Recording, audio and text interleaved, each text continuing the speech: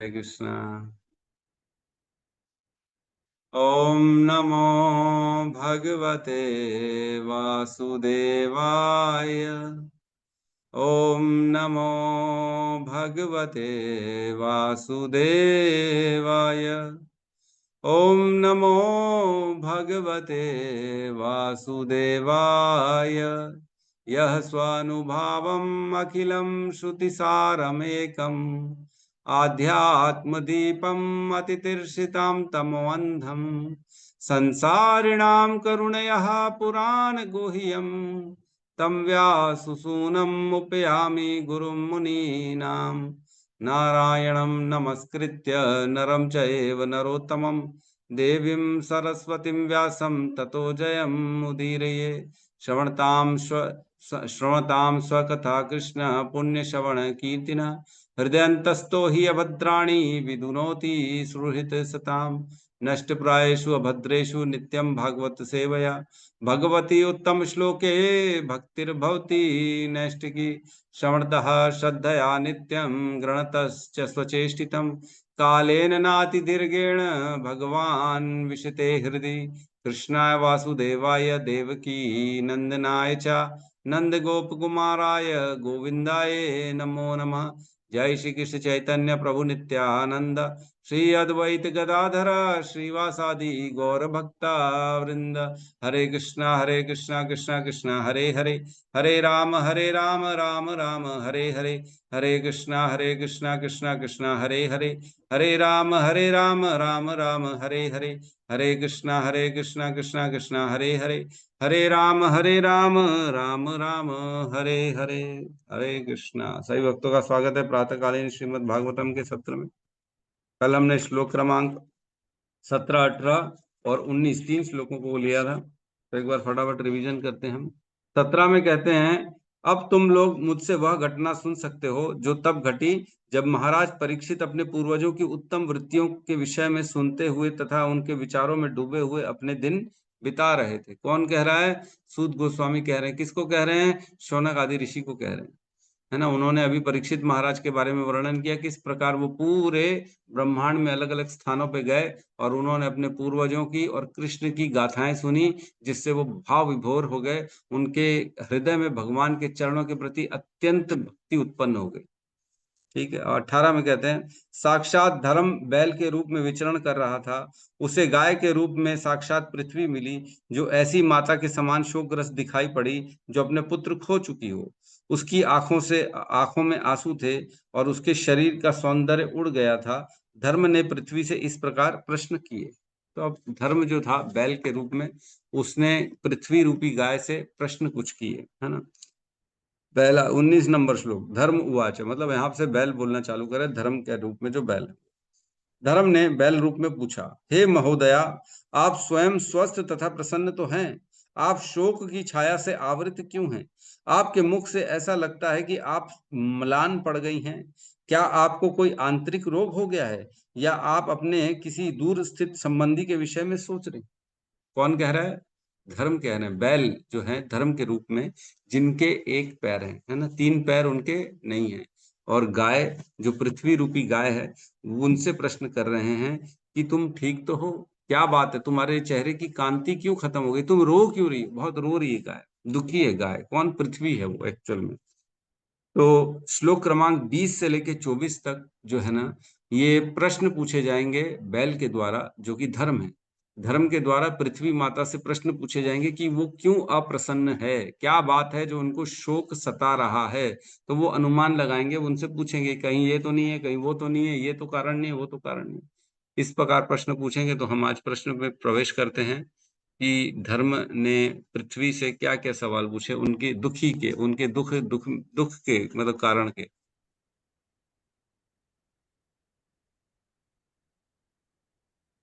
20 number, ठीक है।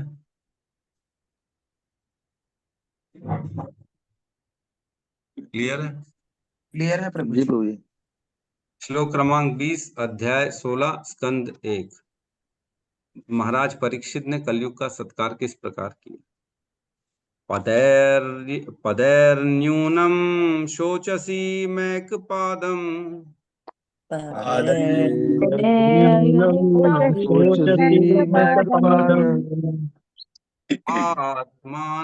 वा वृषलैर्भोक्ष्यमाणम् आत्मानं वा भोक्ष्यमाणम् आहोसुरादीन् हृतयज्ञभागान्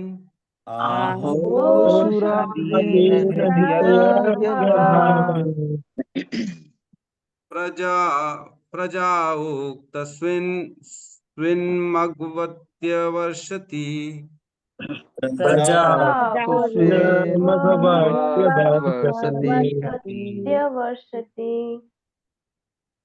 पादं शोचसि मैकपाद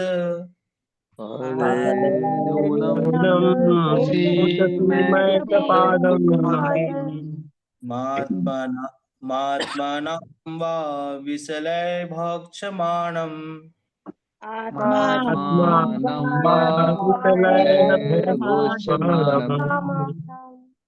आहोसुरादीन् हतयज्ञभागान्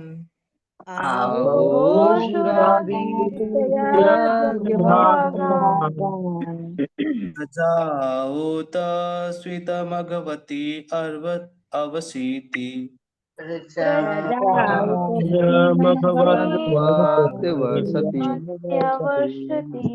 पादे न्यूनं शोचसि मैकपाद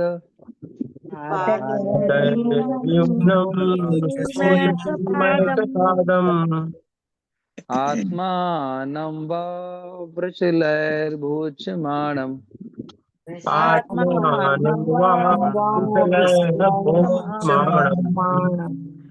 आहोसुरादीन् हितयज्ञभागान्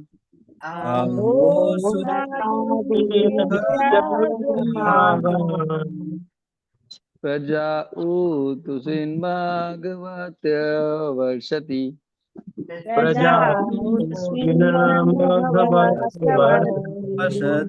हरे कृष्णा।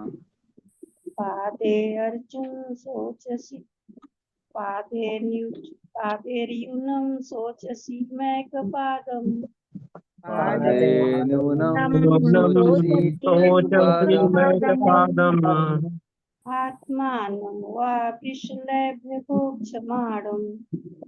आत्मानं वा वृषलैर्भोक्ष्यमाणम् आहोसुरादीन् हृतयज्ञभागान्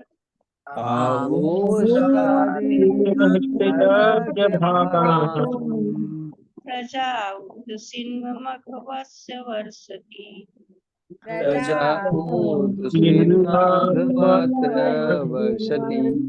हरे कृष्ण। अनुवाद। मेरे 3 पांव नहीं रहे और अब मैं केवल एक पांव पर खड़ा हूँ। क्या आप मेरी इस दशा पर शोक कर रही हैं या इस बात पर कि अब आगे अवैध मांस भक्षक आपका शोषण करेंगे? या आप इसलिए दुखी हैं कि आप देवताओं को यज्ञ की बलि में से अपना भाग नहीं मिल रहा क्योंकि इस समय कोई यज्ञ संपन्न नहीं हो रहे, या आप दुर्भिक्ष तथा सूखे के कारण दुखी जीवों के लिए दुखित हो रही। ओम ज्ञानतिमिरन्धस्य ज्ञानाञ्जनशलाकया चक्षुरुन्मीलितं येन तस्मै श्री गुरुवे नमः। श्री चैतन्य मनोभीष्टं स्थापितं येन भूतले स्वयं रूपः कदा मह्यं ददाति स्वपदान्तिकं। वन्देऽहं श्रीगुरु श्रीयुतपदकमलं श्रीगुरून् वैष्णवांश्च श्रीरूपं सागरजातं सहगण रघुनाथान्वितं तं सजीवं साद्वैतं सावधूतं परिजन सहितं कृष्ण चैतन्य देवं श्री राधा कृष्ण पादान सहगण ललिता श्री विशाखान्वितांश्च। हे कृष्ण करुणा सिंधु दीन बंधु जगतपते गोपेश गोपिका कांता राधा कांत नमस्तुते। तप्त कांचन गौरांगी राधे वृंदावनेश्वरी वृषभानु सुते देवी प्रणमामि हरिप्रिये। वाञ्छाकल्पतरुभ्यश्च कृपा सिन्धुभ्य एव च पतितानां पावनेभ्यो वैष्णवेभ्यो नमो नमः। नमो विष्णुपादाय कृष्णपृष्ठाय भूतले श्रीमते भक्तिवेदांत स्वामीति नामिने। नमस्ते सारस्वती देवे गौरवाणी प्रचारिणे निर्विशेष शून्यवादी पाश्चात्य देशतारिणे। जय श्री कृष्ण चैतन्य प्रभु नित्यानंद श्री अद्वैत गदाधर श्रीवासादि गौर भक्त वृंद। हरे कृष्णा कृष्णा कृष्णा हरे हरे, हरे राम राम राम हरे कृष्ण। यहाँ पे कुछ लोग ऐसे भी हैं क्या जिनको यही नहीं मालूम है परीक्षित कौन है, युधिष्ठिर कौन है, अर्जुन कौन है, महाभारत के जो पात्र हैं वो कौन कौन है? ऐसे भी कोई लोग हैं क्या? प्रभु जी कुछ नए भक्त ज्वाइन किए हैं। हाँ, वो इनके लिए मैं कह रहा हूँ, क्योंकि ना एक मेरा ऑडियो है जो मैंने दिव्य लोचन प्रभु को भेजा था। दिव्य लोचन प्रभु, आप वो जी प्रभु ऑडियो जी, को क्या गौतम प्रभु को भेज पाएंगे? भेज दूंगा प्रभु, बिल्कुल भेज दूंगा मैं। है ना? उसमें जी मैंने ना प्रभु जी। पूरा 20-25 मिनट का वो ऑडियो है जिसमें मैंने पूरी महाभारत के पात्र जो हैं, जो जो सत्यवती है, कैसे शांतनु जो है राजा से विवाह होता है, कैसे वेदव्यास का जन्म होता है, कौन उनके पिता है, कौन भीष्म पितामह है, कौन पांडु हैं, कौन धृतराष्ट्र हैं, कौन युधिष्ठिर हैं, कौन जो है परीक्षित है, सब उसमें वर्णन है। तो अगर वो आप ना आज भेज दीजिएगा प्रभु जी गौतम प्रभु को, तो गौतम प्रभु उसको ना थोड़ा सा आप एडिट करके हल्का सा ग्रुप में डाल दीजिएगा, क्योंकि मेरे से हो नहीं रहा वो, है ना? तो आप डाल दीजिएगा तो सभी लोगों को उसमें ना पूरी डिटेल महाभारत के पात्रों का, कौन किसका बेटा है, कौन किससे शादी करता है, क्या होता है क्या नहीं होता, उसमें सारा डिटेल है, तो आपको क्लैरिटी हो जाएगी। ठीक है। यहाँ इस श्लोक में परीक्षित महाराज, जो कि जो है अर्जुन के पुत्र अभिमन्यु, अभिमन्यु के एकमात्र पुत्र परीक्षित महाराज है ना? उनको राज्य शासन दे के सारे पांडु जो हैं वो भगवान भगवत प्राप्ति के लिए निकल पड़े थे घर से वैराग्य लेके, है ना? अब सारा राज्य परीक्षित महाराज केवल संभालते हैं। तो परीक्षित महाराज को एक बार जब घर से निकले, तब उनको रास्ते में, मतलब उनको ना कलयुग के सारे लक्षण प्रकट होने लगे उनके सामने। देखा उन्होंने कि लोग कैसे बड़े कुटिल हो गए हैं, लोग बड़े बदमाश हो गए हैं, है ना? एक दूसरे के साथ जनरली लोग लड़ रहे हैं, पति पत्नी का संबंध अच्छा नहीं रहा है ना? धरती प्रसन्न नहीं रह रही है, अन्न ठीक से नहीं दे रही है, इस प्रकार के लक्षण उनको दिखाई दिए। तो ऐसे लक्षणों को जब देखा उन्होंने, तो वो निकल पड़े अपने राज्य से सारे सैनिकों के साथ, बोले मैं देखता हूँ कौन मेरे राज्य में गंदगी फैला रहा है। तो इस प्रकार उन्होंने निकले, तो उनका राज्य केवल पृथ्वी में नहीं था, उनका राज्य पृथ्वी के बाहर भी था। तो अनेक अनेक अन्य लोकों में भी वो गए, और वहां पे जब उन्होंने केवल उनके पिता, उनके दादा युधिष्ठिर और उनके दादा पांडु अपना अर्जुन, इनके बारे में जब सुना, कृष्ण से प्रेम आदान प्रदान भक्ति का सुना इन्होंने, तब वो भाव विभोर हो गए। तब जब अंततः भगवान की भक्ति में उनका हृदय लग गया, फिर उनको कुछ काल के बाद रास्ते में एक बैल और एक पृथ्वी रूपी गाय दिखे, है ना? वह बैल जिसके 3 पैर नहीं थे, और पृथ्वी रूपी गाय जो बहुत रो रही थी, बहुत शोकग्रस्त थी। तो उन्होंने देखा कि किस प्रकार बैल जो है पृथ्वी गाय से कुछ प्रश्न पूछ रहे हैं। तो उन प्रश्नों का वर्णन चल रहा है कि क्या प्रश्न उन बैल ने उस गाय से पूछे। अभी हम उस पे हैं, तो आगे धीरे धीरे इस प्रकार प्रसंग आगे बढ़ेगा। तो श्लोक नंबर 20 में कहते हैं, पादैर न्यूनम शोचसी मैक पादम। मैं पादैर न्यूनम, मैं 3 पांव से विहीन हूं, है ना? 3 पैर नहीं है मेरे पास, मेरे 3 पैर नहीं है। क्या आप इसलिए शोक करें? पैदर न्यूनम सोचसी मैक पादम, मैं एक ही पैर में हूं और मेरे 3 पैर नहीं हैं, क्या आप इसलिए शोक करें? तो सोचसी जो है ना, वो हर हर लाइन में हमको लेना पड़ेगा, अंडरस्टैंडिंग लेनी पड़ेगी कि हर कारण के पीछे वो शोक पे तो नहीं है कहीं। और क्या करें? आत्मानम व वृषलैर भक्ष्यमाणम, मतलब अवैध मांस भक्षण द्वारा शोषित किए जाने पर आप शोक कर रही हैं क्या? कहीं ऐसा तो नहीं है आप इसलिए शोक कर रही हैं कि लोग जो है मांस भक्षण करने वाले और मांस भक्षक जो होते हैं वो फिर आपका शोषण करेंगे, या इस पृथ्वी का ही शोषण कर रहे हैं? मांस भक्षक जो होता है पृथ्वी का शोषण कर रहे हैं, है ना? कैसे शोषण कर रहे हैं? अनेक अनेक जगह बम फोड़ रहे हैं, है कि नहीं, है ना? और माइंस बने जा रही, खोदे जा रहे पृथ्वी को। और देखो तो पानी के लिए जहां जहां जाए, जहां पाए वहां छेदे करके बोर कर दे रहे हैं पानी निकालने के लिए। तो इस प्रकार कहीं ऐसा तो नहीं आपका शोषण हो रहा है ना? अनेक अनेक प्रकार के एक्सपेरिमेंट चल रहे हैं पृथ्वी में, है ना? और कई लोग तो गंदा गंदा जो है ना गांजा का खेती कर लेते हैं, ऐसी ऐसी भी खेती कर लेते हैं जिससे पृथ्वी का जो सॉइल है पूरी डिस्ट्रॉय हो जाती है वो। और समंदर में भी लोग अंदर ड्रिल करे जा रहे कि क्या क्या है हम देखें, पृथ्वी के अंदर खोजने में लगे हुए केवल। अपनी अपनी स्वार्थ पूरा करने के लिए नेचर का कोई ध्यान ही नहीं है। इंडस्ट्री लगाए जा रहे हैं, केवल धुआं पे धुआं छोड़े जा रहे हैं, पृथ्वी में पूरा धुआं काला ही काला हो गया है ना। कुछ भी अच्छा और साफ है ही नहीं, सब अपने हित के लिए गंदगी करे जा रहे हैं। सब्जियों में देखो तो इंजेक्शन लगा रहे हैं, है ना, फर्टिलाइजर लगा रहे हैं, यूरिया डाल रहे हैं खातों खेतों में ताकि ज्यादा से ज्यादा उपज हो। पृथ्वी का कोई ख्याल ही नहीं है ना। किस प्रकार केवल और केवल धुआं छोड़ रहे हैं, पेट्रोल जला रहे हैं, है ना। बहुत मतलब हर तरह से बेसिकली केवल आदमी अपने हित के लिए पृथ्वी की पूरी तरह से डिस्ट्रक्शन करे जा रहे। तो वही कह रहे हैं कि आत्मानम वय वृषलैर भक्ष्यमाणम, जो अभक्ष जो मांस भक्षण वाले लोग हैं वो आपका शोषण कर रहे हैं कहीं, इसलिए आप दुखी तो नहीं। और क्या कह रहे हैं, आहो सुरादीन हृत यज्ञ भागान। आहो सुरादीन मीन्स, सुरा मीन्स देवता लोग, जो देवताओं को यज्ञ का भाग पहले मिलता था अब वो नहीं मिल रहा क्योंकि लोगों ने यज्ञ करना ही बंद कर दिया। तो यज्ञ करना अनिवार्य बताया गया है, भगवत गीता में भी बताया गया है। तीसरे अध्याय के 14, 15, 16 इन श्लोकों में बताया गया है कि कैसे सभी प्राणियों को यज्ञ करना चाहिए, है ना। 14 में कहते हैं, सारे प्राणी अन्न पर आश्रित हैं, जो वर्षा से उत्पन्न होता है, वर्षा यज्ञ संपन्न करने से होती है, और यज्ञ नियत कर्मों से उत्पन्न होता है। यज्ञ जरूरी नहीं है कि वे केवल वही यज्ञ होता है जो आहुतियां हम डालते हैं और जो है ना आग जलाते हैं, स्वाहा स्वाहा करते हैं, केवल वो यज्ञ नहीं होता।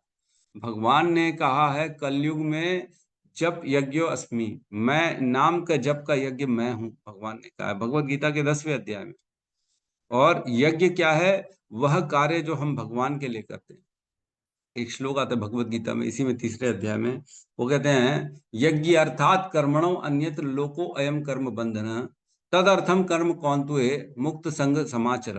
कि हे अर्जुन, अपने कर्मों को इस प्रकार करो, यज्ञ के रूप में विष्णु के लिए करो, और ऐसे यज्ञ करने से तुम किसी भी कर्म के बंधन में बंधोगे नहीं, तुम्हारा कर्म में फंसोगे नहीं। तो कैसे कर्म करने चाहिए हमको, सारे कर्म भगवान के लिए करने चाहिए। जैसे हम आहुति डाल देते हैं ना यज्ञ में, जब आहुति डाल देते हैं तो उसके बाद आहुति में हमारा कोई ओनरशिप रहती है कि अब डाल दिए तो अब तो चला गया हाथ से, कुछ बचा नहीं ना हमारे पास कि आएगा दोबारा, आहुति नहीं आएगा। उसी प्रकार अपने जीवन की हम जो कर्म कर रहे हैं उसको भगवान के चरण में डाल दो कि दोबारा आए ना आए मेरे को कोई मतलब ही नहीं, मैंने एक बार कर दिया, मतलब आपको मैंने समर्पित कर दिया अपने कर्मों को। जैसे आहुति को हम समर्पित कर देते, यज्ञ की अग्नि में डाल देते, वो भस्म की राख हो जाती है, फिर हमारा उससे कोई लेना देना नहीं है। उसी प्रकार हमको हमारे कर्मों को भी भगवान के चरणों में समर्पित कर देना है, और उस कर्मों के रिजल्ट के लिए हमको अपेक्षित नहीं रहना। जिसको कहते हैं यज्ञ अर्थात कर्मणो अन्यत्र लोको अयम कर्म। ऐसे कर्म करने से तुम इस संसार में बंधन में नहीं फंसोगे। ऐसे कर्म कभी भी बंधन में नहीं फंसाते। तो यज्ञ के रूप में हमको भगवान के लिए कर्म करने चाहिए। और 15 नंबर श्लोक में कहते हैं, वेदों में नियमित कर्म का विधान है, और ये वेद साक्षात श्री भगवान परब्रह्म से प्रकट हुए हैं। फलतः सर्वव्यापी ब्रह्म यज्ञ कर्मों में सदा स्थित रहते हैं। तो बेसिकली यज्ञ करना चाहिए हमको। और 16 नंबर में कहते हैं, हे प्रिय अर्जुन, जो मानव जीवन में इस प्रकार वेदों द्वारा स्थापित यज्ञ चक्र का पालन नहीं करता, वह निश्चय ही पापमय जीवन व्यतीत करता है, और ऐसा व्यक्ति केवल इंद्रियों की तुष्टि के लिए व्यर्थ ही जीवित रहता है।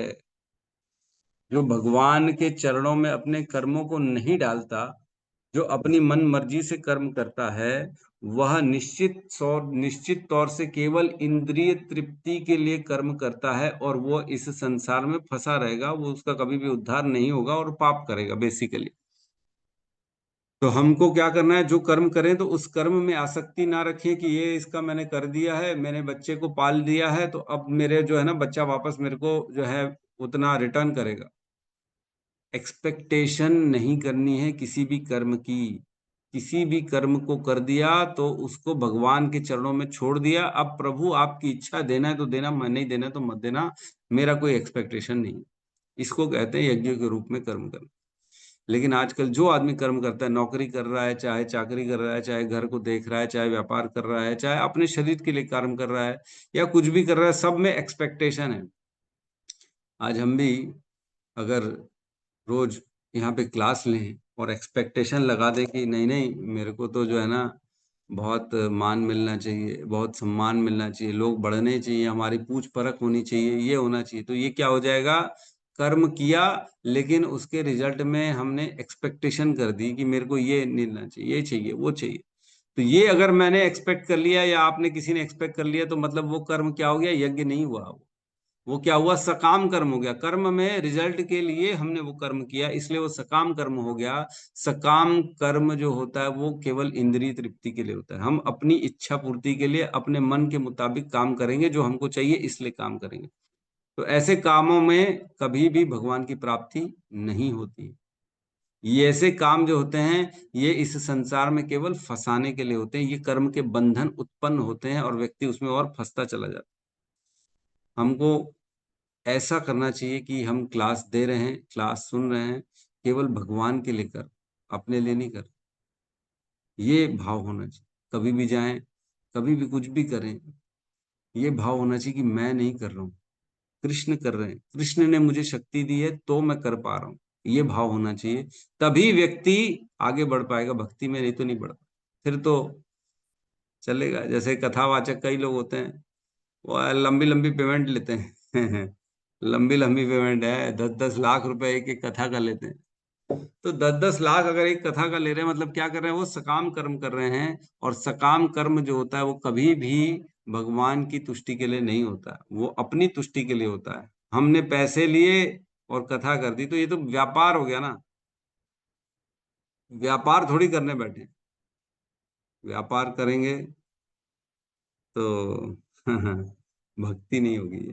ठीक है, तो बेसिकली यहाँ कह रहे हैं कि यज्ञ के रूप में जो है लोगों ने बंद कर दिया और देवता जो है प्रसन्न नहीं हो रहे हैं, इसलिए आप दुखी हो गए। फिर चौथी लाइन में कहते हैं, प्रजा उक्त स्विन मघवत्य वर्षति, जीवों पर अकाल पड़ रहा है और अन्न नहीं है इसलिए शोक कर रही हैं।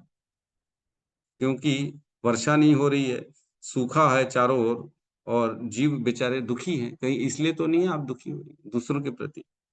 तो इसके तात्पर्य में शुरू की मैं कुछ लाइन पढ़ रहा हूँ, उसमें कहते हैं, ज्यो ज्यो कलयुग आगे बढ़ेगा त्यों त्यों चार बातों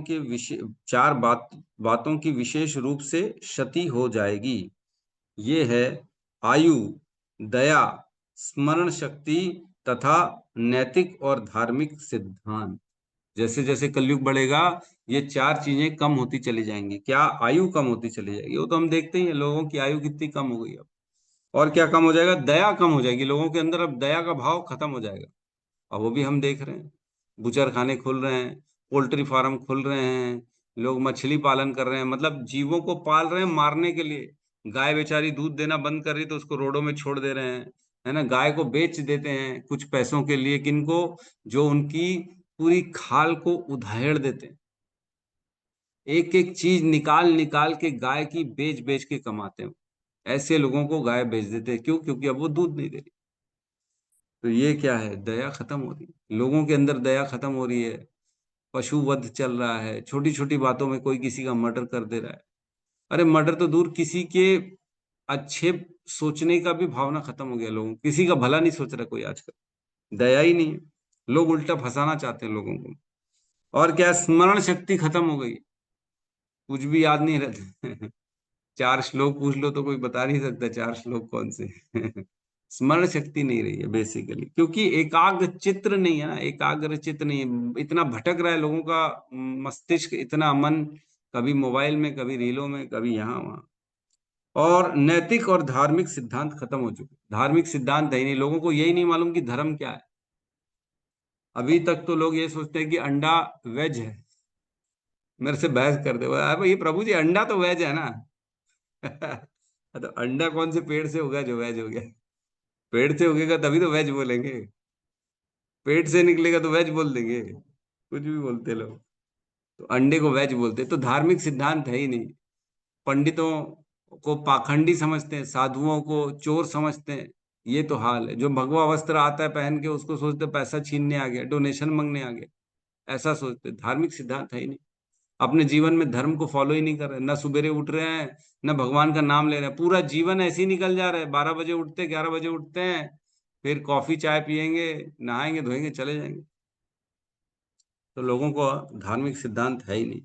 तो इस प्रकार धर्म पूछ रहे हैं पृथ्वी माता से कि क्या कारण है तुम्हारे दुखी होने का। इसमें कह रहे हैं कि जब समस्त संसार की 3/4 जनता धर्महीन हो जाती है तो पशुओं के लिए नरक जैसी स्थिति उत्पन्न हो जाती है। जब 3/4 3/4 हिस्सा धर्महीन हो जाता है तो पशुओं के लिए नरक जैसी स्थिति हो जाती है। बेसिकली इसका मतलब है मेजॉरिटी लोग आधे से ज्यादा लोग जो है ना अधर्म को फॉलो कर रहे हैं, तो पशुओं के लिए वह नरक जैसा हो जाता है। तो पशुओं के लिए नरक जैसा अभी वातावरण बन चुका है। हम देखते हैं कैसे बेचारे मुर्गों को, बकरों को, गायों को रखा जा रहा है, काट दे रहे हैं, छोटी छोटी बात पे मार दे रहे हैं, पशुओं को वध कर दे रहे हैं। नरक जैसे हाल है, खाने को नहीं मिल रहा है, रो रही है गायें बेचारी। जब जब जिस भी पशु को देखो ना, मेरे को तो ऐसा लगता है बेचारा रो रहा है। कभी किसी के भी आंख में आंख डाल के देखना, बकरे के हो, मुर्गे के हो, गाय के हो, ऐसा लगता है रो रहे हैं, आंसू तो निकलते ही रहते बेचारों के। तो ये नरक नहीं है तो क्या है? अगर सोचो हमको ऐसे कैद करके रखा जाए, अगर आज क्या है, मनुष्य शक्तिशाली हैं इसलिए वो पशुओं को अपने अंडर में कैद करके रखने की कोशिश करते हैं। लेकिन अगर मनुष्य से भी कोई शक्तिशाली आ गया और उसने मनुष्यों को कैद में रखना चालू कर दिया तो क्या होगा? ऐसा हो सकता है? हमसे शक्तिशाली नहीं हो सकते? हो सकते हैं। और अगर हमको पिंजरों में रखना चालू कर दिया, हमारे हाथ काट रहे हैं, हमारे पैर काट रहे हैं, बोले आज तो इसका लेग पीस खाऊंगा, और हमारा पैर काट के कोई पका के खा रहा है, तो नरक है कि नहीं हमारे लिए? जब हमारे लिए नरक है तो वही सेम सिचुएशन में तो आज बकरे हैं, मुर्गे हैं, गाय हैं, उनके लिए क्या नरक नहीं? उनके लिए भी नरक है। यही स्थिति बता रहे हैं कि आज सभी पशुओं के लिए नरक जैसी स्थिति हो गई पृथ्वी, बहुत खतरनाक। और इस प्रकार नास्तिक समितियां दुनिया को ऐसा बना देंगी जिससे दुनिया अच्छे मनुष्य के लिए बसने योग्य नहीं रहेगी। अच्छे लोगों के लिए रहने लायक ही नहीं रहेगी दुनिया। जो अच्छा रहेगा, जो भगवान का नाम जपा करेगा, सुबेरे उठेगा, लोग बोले अरे पागल है अच्छे लोग, ये कोई काम करे, फालतू आदमी है, इसको काहे को बुला लिया। यही हमारा हाल हो गया सबका, पूछते नहीं है। लेकिन ऐसा नहीं है, अभी इतना स्थिति खराब नहीं है। जो टीका लगाता है, धोती पहनता है, उसकी रिस्पेक्ट की जाती है आज भी, ऐसा बात नहीं। सर्वश्रेष्ठ श्रद्धालु व्यक्ति वैष्णव तथा ब्राह्मण है, तब क्षत्रिय, फिर वैश्य, तब शूद्र, फिर मलेच्छ, यवन और अंत में चांडाल आते। तो एक कैटेगरी बताई गई है। सबसे ऊपर कौन है? सबसे ऊपर है ब्राह्मण। ब्राह्मण सबसे ऊपर है, पूरी सभी चतुर्वर्ण्य माया सृष्टि गुण कर्म विभाग है। जो ब्राह्मण होता है सबसे ऊपर माना गया है। क्यों? क्योंकि उसके अंदर बुद्धि होती है, उसको वो गुण मिले हैं, अपने परिवार से मिले। उसने बचपन से ब्राह्मणों के रहन सहन को देखा। ब्राह्मण सुबेरे उठने में कभी कुताई नहीं कर सकता।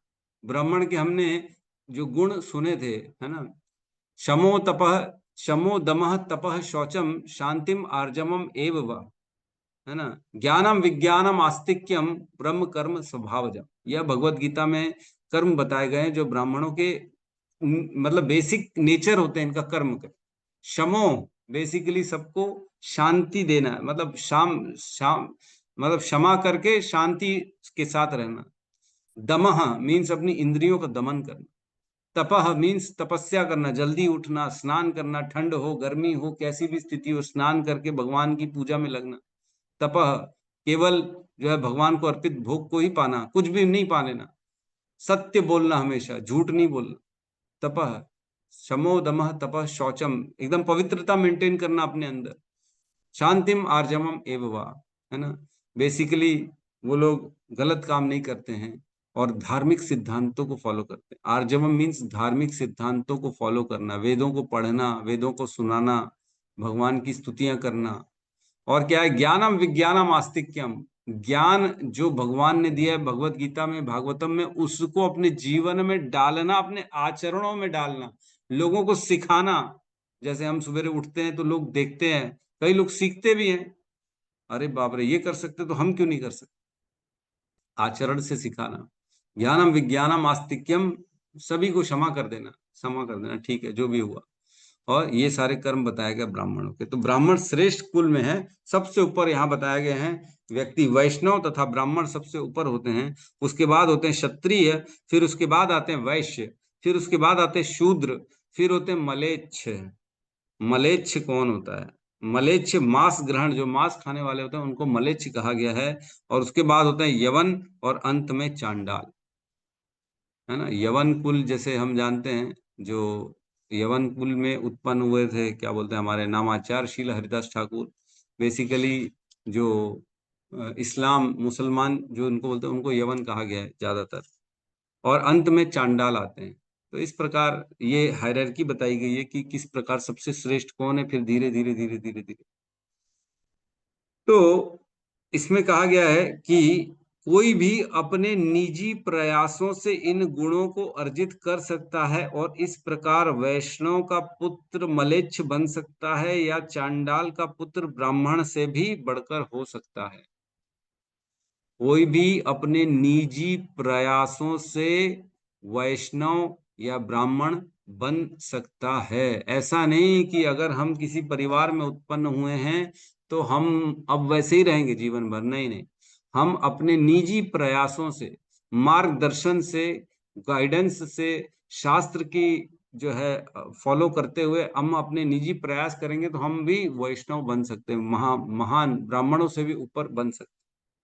प्रयास करना पड़ेगा, नाम जप करना पड़ेगा, है ना। अपने आप को फालतू चीजें खाने से रोकना पड़ेगा, भगवान के प्रति शरणागति करनी पड़ेगी, सुबेरे उठना पड़ेगा, नहाना पड़ेगा, अलग अलग तरह के जो है ना बताए गए नियमों को फॉलो करना पड़ेगा, है ना। अवैध स्त्री संग नहीं करना है, नॉन वेज नहीं खाना है, प्याज लहसुन नहीं खाना है, गैम्बलिंग नहीं करनी है ना। ये सारे करने से हम धीरे धीरे अपने गुणों को सतोगुण में ले आएंगे और धीरे धीरे हम ब्राह्मण वैष्णव से भी ऊपर हो जाएंगे। तो निजी प्रयासों से कोई भी किसी से भी बढ़कर हो सकता है।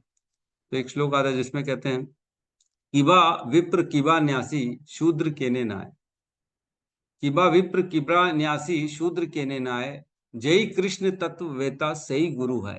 कौन गुरु है? जो कृष्ण के तत्व को जानता है, जो तत्व वेदता है, जो बताता है कृष्ण के गुणों को, कृष्ण की महिमा को तत्व से, वे वो गुरु है। अब वो भले शूद्र हो, भले सन्यासी हो, चाहे कोई विप्र क्यों ना हो, उससे कोई फर्क नहीं पड़ता। गुरु तो वही है जो कृष्ण के बारे में जानता है, जो कृष्ण के बारे में बताता है। तो ऐसा कहीं पे भी लिखा नहीं है कि शूद्र व्यक्ति गुरु नहीं हो सकता, है ना? तो ऐसे मैं सुन रहा था कल परसों, श्रील नरोत्तम दास ठाकुर जो थे, वो मेरे ख्याल से शूद्र परिवार से थे, है ना। शूद्र परिवार से थे। जब उन्होंने दीक्षा देना स्टार्ट किया तो ये विरोध उत्पन्न हुआ, जो भौतिक संसार के लोग हैं वो विरोध उत्पन्न करने, अरे ये तो शूद्र परिवार से, हम क्या इससे दीक्षा लेंगे क्या? ऐसा होता है। शूद्र परिवार का आदमी अब हमको दीक्षा देगा, हम ब्राह्मण हैं, हमको दीक्षा देगा, हमको क्या सिखाएगा ये? तो इस प्रकार जो है ना लोग समझते नहीं है। उन्होंने आचरण तो किया नहीं है। जो आचरण कर रहा है, आचरण से अपने गुणों को व्यक्ति बनाता है, अपने आप को वैसा बनाता है। तो बेसिकली यहाँ पे और काफी सारी चीजें कही गई, तो हम लेकिन चर्चा करेंगे तो पूरा समय खत्म हो जाएगा। अगले श्लोक में प्रवेश करते हैं।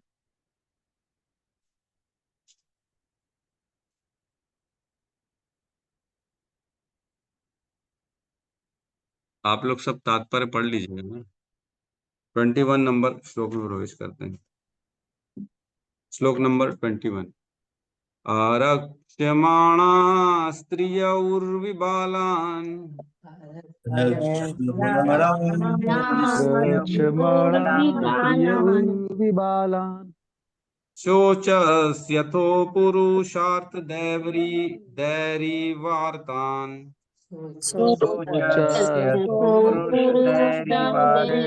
वार्तान् वाचं देवीं ब्रह्मकुले कुकर्मणये वाचं देवीं ब्रह्मकुर्मण्यः अब्रह्मण्ये राजकुले कुलाग्रयान् अब्रह्मण्ये राजकुले कुलाग्रान् आरक्ष्यमाणा स्त्रिय उर्विबालान्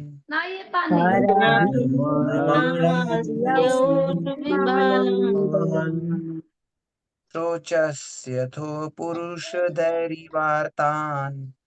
उच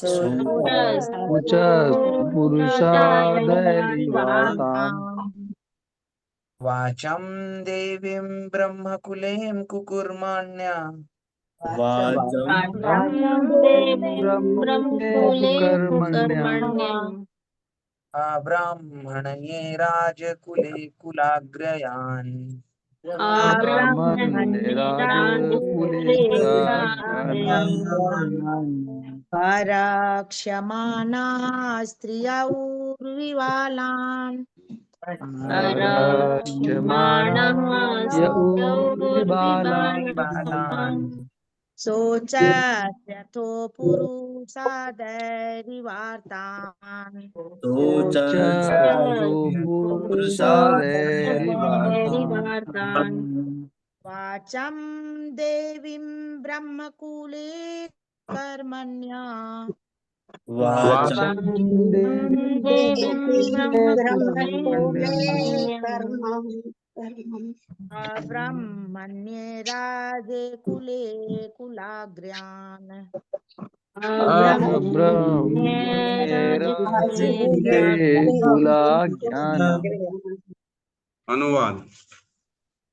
क्या आपको उन दुखियारी स्त्रियों तथा बच्चों पर दया आ रही है जो चरित्रहीन पुरुषों द्वारा अकेले छोड़ दिए गए हैं? अथवा आप इसलिए दुखी हैं कि ज्ञान की देवी अधर्म में रत ब्राह्मणों के हाथ में है? या आप यह देखकर दुखी हैं कि ब्राह्मणों ने उन राजकुलों का आश्रय ग्रहण कर लिया है जो ब्राह्मण संस्कृति का आदर नहीं करते? तो अब यहाँ पे धर्म कह रहे हैं कि आप क्यों दुखी हो, है ना। तो यहाँ कुछ प्रश्न उठाए हैं कि आप क्यों दुखी हैं। तो 3 प्रश्न उठाए हैं, उनके अनुमान लगा रहे हैं कि क्यों दुखी हैं। पहला प्रश्न ये है कि आप उन स्त्रियों और बच्चों के लिए रो रही हैं जो अपने चरित्रहीन पतियों द्वारा छोड़ी गई हैं, पहला प्रश्न। और दूसरा कह रही हैं, या तो आप इसलिए रो रही हैं कि ज्ञान की देवी अर्थात सरस्वती माता या वेद समझ लीजिए, ज्ञान की देवी वो अधर्म में रत ब्राह्मणों के हाथ में। ऐसे ब्राह्मण जो हैं वो आज की डेट में ऊपर बैठे हैं जिनको खुद ज्ञान नहीं है, जो सरस्वती के उपासक नहीं है, जिनको ज्ञान ही नहीं है। और तीसरा, आप कहीं उनके लिए तो नहीं रो रही हैं जो ऐसे ब्राह्मण जिन्होंने ऐसे राजकुल का आश्रय ले लिया है जहां ज्ञान की कोई बात ही नहीं होती, जो ब्राह्मण संस्कृति का लेना देना नहीं है, जहां पे कहीं ऐसा तो नहीं उनके लिए आप लगी हुई। तो इस प्रकार 3 प्रश्न पूछे गए यहाँ पे कि आप क्यों दुखी हैं, हे पृथ्वी आप क्यों दुखी हैं। तो पहले में हम थोड़ी सी चर्चा कर लेते हैं। क्या हम ऐसी स्त्रियों और बच्चों पे रो रही हैं जो उनके पति चरित्रहीन है और उनको छोड़ दिया? तो ऐसा आजकल बहुत ज्यादा होता है, बहुत ज्यादा डिवोर्स हो जाते हैं, बहुत ज्यादा लोग छोड़ देते हैं। सिक्योरिटी नहीं है किसी भी स्त्री को कि मेरा पति, मैंने शादी कर ली तो आजीवन अब वो मेरे साथ रहेगा, ये सिक्योरिटी किसी के पास नहीं। इसलिए स्त्रियां घर से बाहर निकलती हैं, नौकरी करती हैं, वो सेल्फ डिपेंडेंट होना चाहती हैं कि अगर छोड़ भी दे तो कम से कम मेरे को अपना रोजी रोटी तो होना चाहिए। अगर पति छोड़ देगा तो मैं बाद में किसके पास जाऊंगी। तो इसलिए यहाँ पे कह रहे हैं कि आप ऐसे दुष्चरित्र पुरुषों के द्वारा छोड़ी गई स्त्रियों और बच्चों के लिए आप रो रही हैं। और दूसरा प्रश्न पूछ रहे हैं कि आप ऐसे ज्ञान की देवी अधर्म तथा अधर्म में रत ब्राह्मणों के हाथ में है। तो बेसिकली ब्राह्मण जो हैं, आजकल ब्राह्मणों को ज्ञान ही नहीं है। ब्राह्मण खुद ज्ञान के मामले में जीरो है और बड़े बोलते हैं अरे हम तो जी मिश्रा है, हम तो शर्मा है, हम तो उपाध्याय हैं, हम तो ये हैं, दीक्षित है। तो बोलने से, सरनेम होने से कोई ब्राह्मण नहीं बन जाता जब तक आपके अंदर गुण नहीं है, जब तक आपके अंदर ज्ञान नहीं है, जब तक आपने वेदों को पढ़ा नहीं है, जब तक आपने शास्त्रों को पढ़ा नहीं है, आपको क्या ज्ञान आएगा। तो ऐसे अधर्म के लोग जो होते हैं, तो कई बार हम देखते हैं जो पैसे दे के कई लोग अभी अभी महाकुंभ में एक ऐड आई थी, ऐड नहीं एक रील आई थी जिसमें मैंने देखा था कि एक हीरोइन है, उसका नाम तो मेरे को याद नहीं आ रहा ठीक से, लेकिन ममता कुलकर्णी प्रभु जी। अच्छा, ममता कुलकर्णी माता, जो माता तो नहीं बोलेंगे हम उसको वो ममता कुलकर्णी जो थी, उन्होंने पैसा देके महामंडलेश्वर की गद्दी मिल गई उसको। और उसको ज्ञान के बारे में पूछो, शास्त्र के बारे में पूछो तो जीरो, कुछ मालूम नहीं। भागवतम क्या है, भगवत गीता क्या है, तो अरे ये सब तो हमने अब तपस्या कर ली, बोले हम तो इन सब से ऊपर हो गए। तुम बता तो सकते नहीं हो और अपने आप को महामंडलेश्वर बता रहे हो। तो तकलीफ ये है कि जिनको ज्ञान ही नहीं है उनको ऊपर बिठा दिया गया है ना।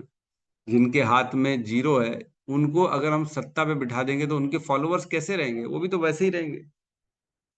माता सरस्वती अज्ञानियों के हाथ में चले, अब महामंडलेश्वर बन गई वो ममता कुलकर्णी, वो क्या सिखाएगी किसी को, क्या ज्ञान सिखाएगी। अच्छा, डिस्क्वालीफाई कर दिया गया तो बट ठीक है, कोशिश तो की ना। अब उसको डिस्क्वालीफाई किया, लेकिन ऐसे बहुत से लोग हैं जिनको ऊपर बिठाया होगा, जिनको हमारा मालूम नहीं है, लेकिन वो आज भी ऊपर ही बैठे हैं। अज्ञानी लोग आज हम भी देखते हैं, बहुत से अज्ञानी लोग सीनियर सीनियर पोजीशन में बैठे हुए हैं, उनको ज्ञान ही नहीं है। तो अज्ञानी को अगर हम धर्म के जो बेसिकली प्रचारक या शीर्ष में बिठा देंगे तो वो क्या दूसरों को देंगे, कुछ भी नहीं दे पाएंगे।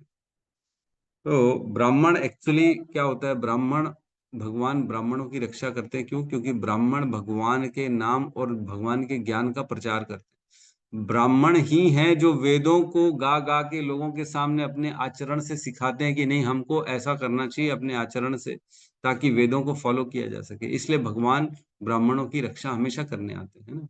परित्राणाय साधु नाम विनाशाय च दुष्कृताम, जो साधु होते हैं उनका भगवान उद्धार करने के लिए इस संसार में आते हैं, ताकि साधु रहेंगे तो बाकी पूरी जनता को, लोगों को ज्ञान मिलता रहेगा वेदों का। इसलिए ब्राह्मणों को रहना बहुत ज्यादा जरूरी। लेकिन जब ब्राह्मण बेचारे नीचे हो जाएंगे, उनके ऊपर कोई लीडर में अज्ञानी लोग आ जाएंगे, तो अज्ञान ही फैलेगा चारों, है कि नहीं।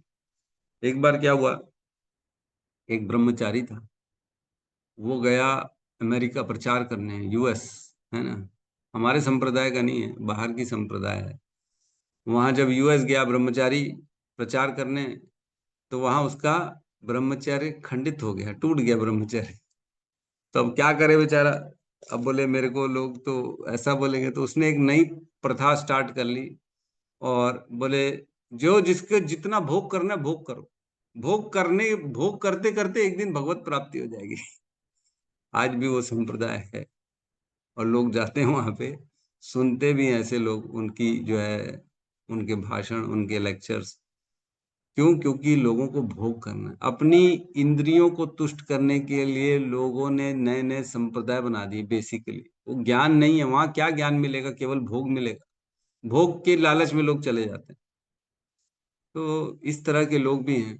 एक बार क्या हुआ, एक राजा के यहाँ पगार में पगार उसका एक सैलरी बेस ब्राह्मण था उसके यहाँ, राजा के यहाँ।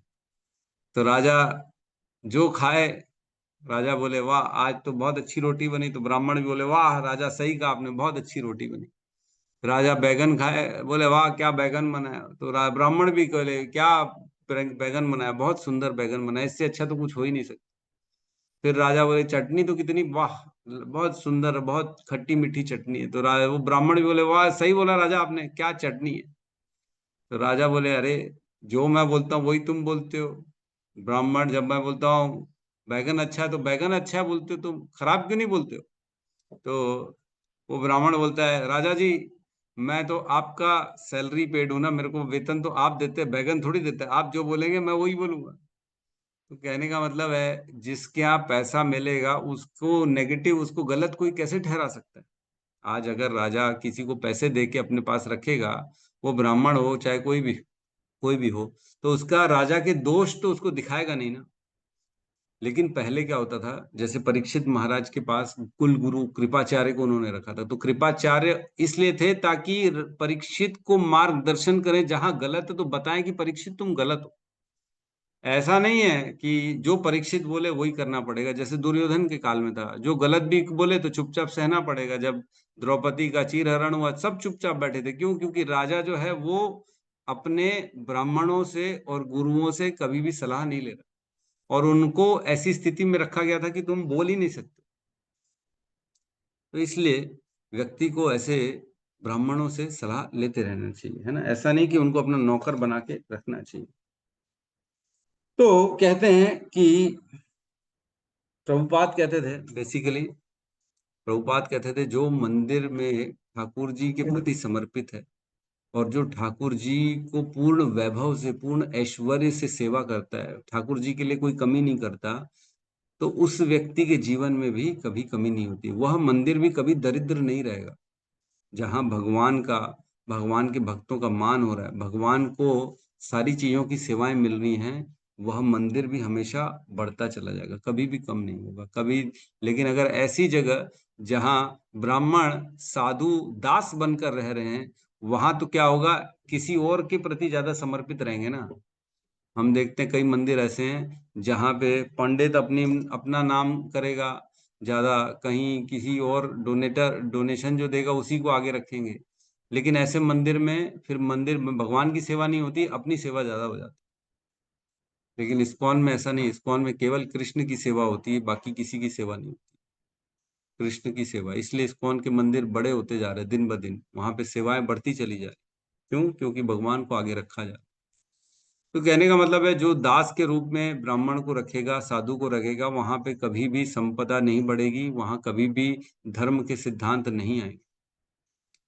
तो एक लास्ट मैं आपको छोटी सी कथा सुना देता हूँ सनातन गोस्वामी की, है ना। जब सनातन गोस्वामी नवाब हुसैन शाह के यहाँ काम करते थे मंत्री के रूप में, तब उनका नाम था दबीर खास, है ना, दबीर खास नाम था उनका। और साकार मलिक नाम था, नहीं साकार मलिक था सनातन गोस्वामी का, और जो है ना अपना रूप गोस्वामी का दबीर खास नाम था। तब एक बार की बात है, जब बारिश हो रही थी, सनातन गोस्वामी अपने घर में अपने रूम में श्रीमद् भागवतम पढ़ा करते थे। उस समय भी पढ़ते थे, वो मंत्री भी थे और हमेशा रूटीन में उन्होंने अपने जीवन में भागवतम पढ़ना स्टार्ट कर दिया था।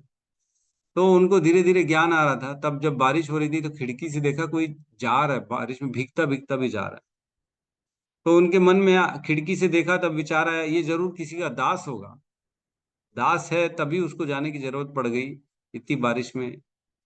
तब मन ही मन ख्याल आया कि मैं भी तो दास हूं, मैं कौन सा किसी का दास नहीं, मैं भी तो एक मनुष्य का, हुसैन शाह का दास। तब उनको आया कि मेरे को दास बनना चाहिए, कृष्ण का दास, मैं किसी मनुष्य का क्यों दास बनूं। तो इस प्रकार उनके जीवन में वैराग्य आया और उन्होंने फिर धीरे से जो है उस नवाब हुसैन शाह की मंत्री पद को छोड़ के वो भग गए, है ना। पहले उनको मना किया, वो नहीं जाने लगे, जब उनको जेल में डाल दिया तब जेल से भागे। तो बेसिकली दास बनना है कृष्ण का, ना कि संसार। कृष्ण का दास बनेंगे तो कृष्ण के वाणी को, कृष्ण के बताए हुए शास्त्रों को, भगवत गीता को फॉलो कर पाएंगे। किसी और का दास बनेंगे तो उसकी वाणी को फॉलो करना पड़ेगा, है ना, अपनी मर्जी से आप नहीं कर पाओगे। तो इसलिए हमको जो है ना शास्त्रों को फॉलो करना है, कृष्ण को फॉलो करना है। ठीक है, तो किसी का प्रश्न है तो हम यहाँ ले सकते हैं। हरे कृष्णा हरे कृष्णा हरे कृष्णा कृष्णा हरे हरे हरे हरे हरे राम राम हरे राम राम राम हरे हरे समस्त भक्त वृंद की जय। जय जगद्गुरु श्रील प्रभुपाद की जय। जय नाई गौर प्रेमानंदे हरि हरि बोल। हरि बोल हरि हरि बोल। हरे कृष्ण प्रभु जी हरे दंड कृष्ण प्रणाम प्रभु जी हरे कृष्ण प्रभु जी कृष्ण धन्यवाद प्रणाम। प्रभु जी धन्यवाद हरे कोटि प्रणाम। कोटि हरे धन्यवाद प्रभु कृष्ण जी, कोटि कोटि धन्यवाद। धन्यवाद प्रभु जी। हरे कृष्ण। हरे कृष्ण।